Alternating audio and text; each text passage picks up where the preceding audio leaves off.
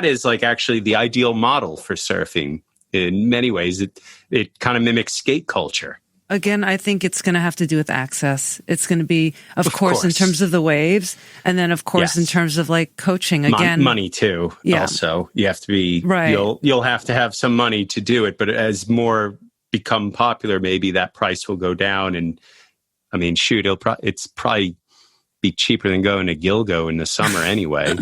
Which charges $50 to park. Exactly. Or don't even allow you. I think during COVID, they were trying not to have people come. But they used it as an excuse. Yeah. But I think, Johnny, again, it's about access and about like also, for example, like what's built into, let's say there's an instructor or someone, who they're kind of encouraging more to, surf or take lessons there, or how they, how patient they are. And I wanted to also go back to, it's interesting, the intimidation that happens in the lineups in some of the more kind of competitive spots. Like, I mean, Tyler, we talk wave pools. Yeah. Well, we talk about this, how we know a whole bunch of people who never surfed before, who've come to New York and started surfing, but they're from like, Australia or Southern California, and they've never surfed there because of that culture. But once they came to New York and it was like, not that serious, whatever, you just, you're just messing around. And then all of a sudden you have this new relationship to the water because it doesn't have that edge, that like, competitive thing. What do you guys think? I mean, like, how do you feel like wave pools? I mean, I don't know if you've surfed in one yet, but I'm curious your thoughts on that and how it might change maybe that type of vibe culture. We wanted to do a Benny's trip to the wave pool, and we were talking to Natalie about it. You should totally do it. It's amazing. It comes to like $9 a wave. Like super worth it. I've paid more per wave than that. In parking tickets mostly. Yeah. Exactly. And you're guaranteed, like, dude, we caught, I mean, Karen, like 30 waves in an hour and a half at least. It's nonstop. Like, that's insane. Your legs are kind of sore, actually, at the end, at the end of an hour. But I think that I feel like the scarcity aspect of surfing is what maybe drives this whole narrative. And maybe if we take that out of it, potentially it might help change everyone's position. I'm not saying that's the root of all of these issues, but I imagine like the scarcity of waves is the veil or the mask that people can wear to be mean to other people in the lineup. And you take that away, you now, if you want to be a jerk in a wave pool, well, everyone's just going to see you for who you are then. That's a positive take on it. I hope you're right. I'm a half glass full kind of guy though, so. Momo, would you, okay, separate from like a Benny's outing, like would you go like surf a wave pool? I would want to. But yeah, that's how I feel. I don't know. I think, Tyler, I kind of agree with you, but also disagree because I feel like there will be like this division of like artificial surfing and like real surfing. Do you think it'll mean? I'm sorry. What do you elaborate a little bit more? What do you mean? Like real surfing as in like in the ocean versus in a pool. I feel like you think it'll create conflict? Almost like the pool surfers and the ocean surfers will have a gang fight, and it's that badge of superiority. But I get what you're saying because I've thought about this. The pool is additive. The pool is an additive thing, but I also think it can really bring out a lot of positive qualities in surfing that I love. Surfing with friends, sharing waves, smiling, getting good waves.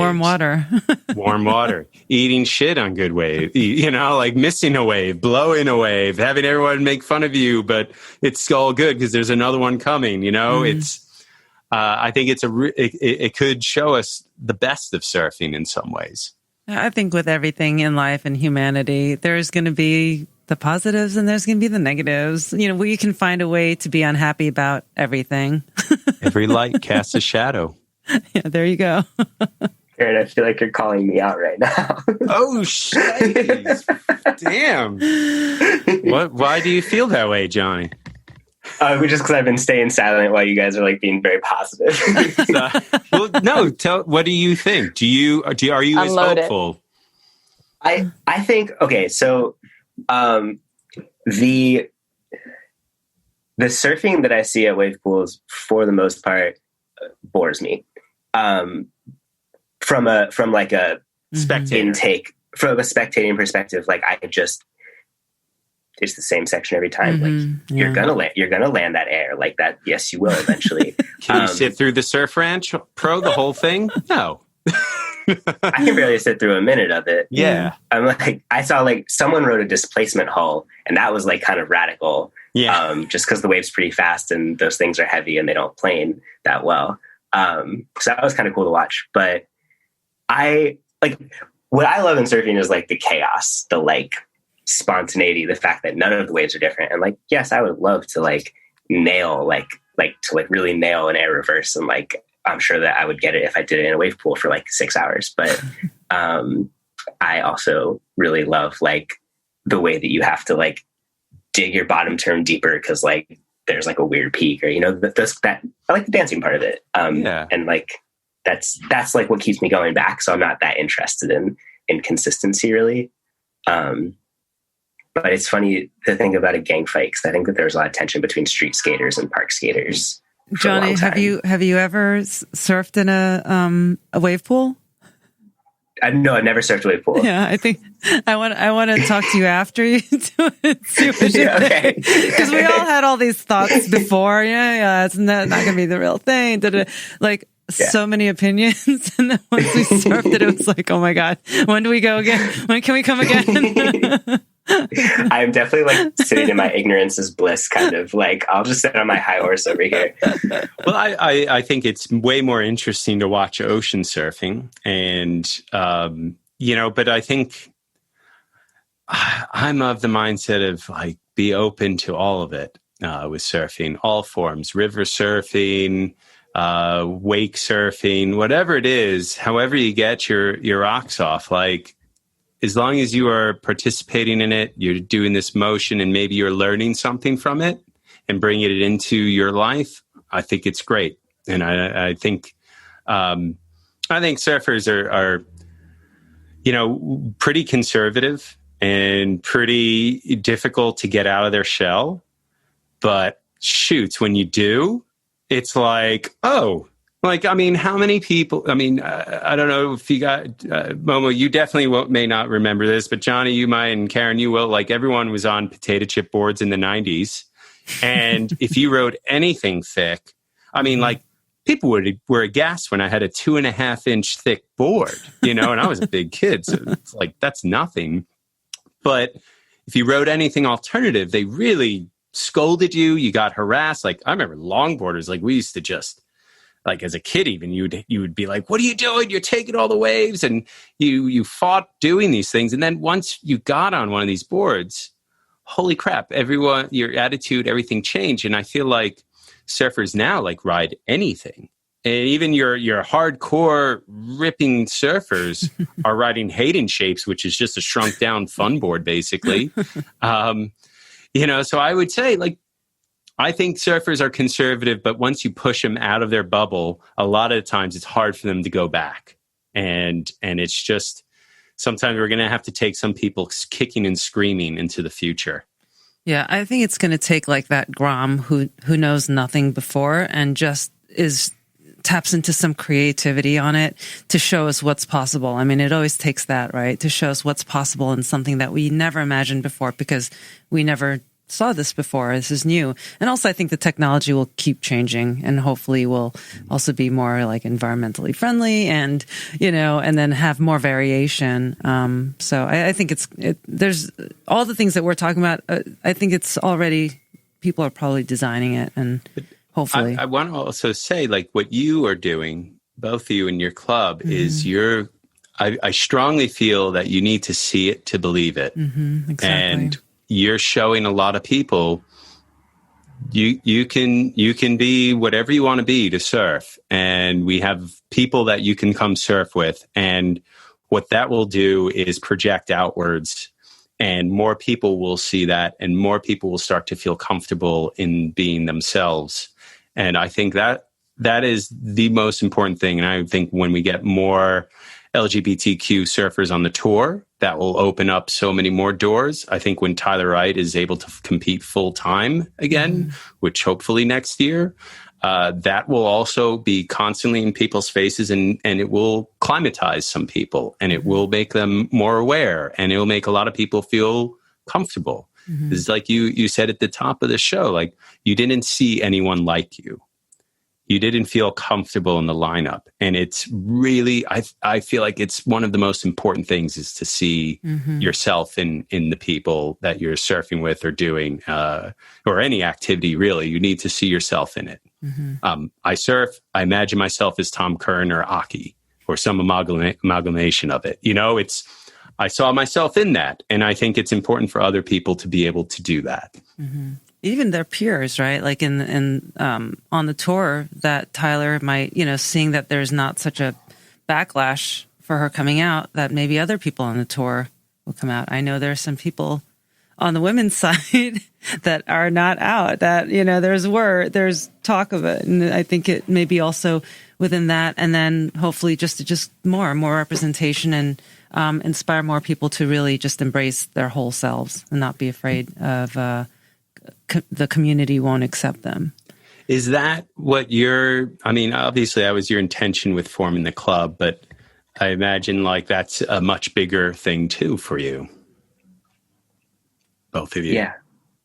Yeah, that was really important to us. I was really I was like really Momo, when Momo texted me about it, I was like really floored because they had this, like, Momo has this vision, and I was like, I could see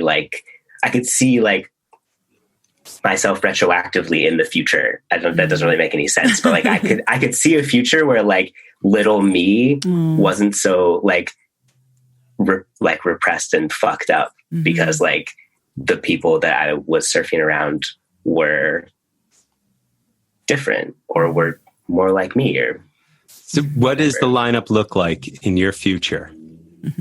Give us a vision. Okay, the lineup of the future, it looks a little bit like the time that we ran into each other with La Rubea. And I just want to so Benny's Club was out. There were like maybe 10 of us, and Tyler, you were out there. And then La Rubea paddles around. So you have this group of like mostly queer and POC people, and running the gamut of like people who really know how to surf and people who don't really know how to surf that well, just surfing. And then it doubles in size, and all of a sudden it's like mostly people of color, and everyone is just like pushing each other into waves. And like it was small that day. I think I got one clean wave. Yeah. And every other time I was like swerving and whatever. But like there was so much joy that I didn't care. Like I was just blissed out because like everyone around me was blissed out. That's what the lineup of the future looks like. And like maybe there will be a little less shredding, but there will be way more smiles, and that's going to be sick. Momo? Okay, honestly, Karen, I don't know if it was specifically you, but definitely when I would go to Rockaway, I would see like older Asian women surfing, and like that was like a big thing for me because I didn't ever see that. And maybe you were one of the people that like I saw, and that pushed me in that way, but of like wanting to continue to surf because I saw people that looked like me doing it.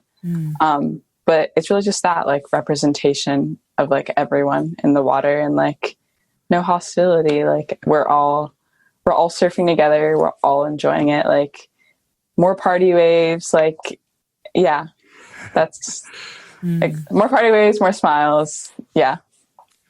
I want to take a taker in the lineup though. like a little deli ticket. So you just wait in line. And my dream is actually to go to start a floating surf bar in a reef break. And you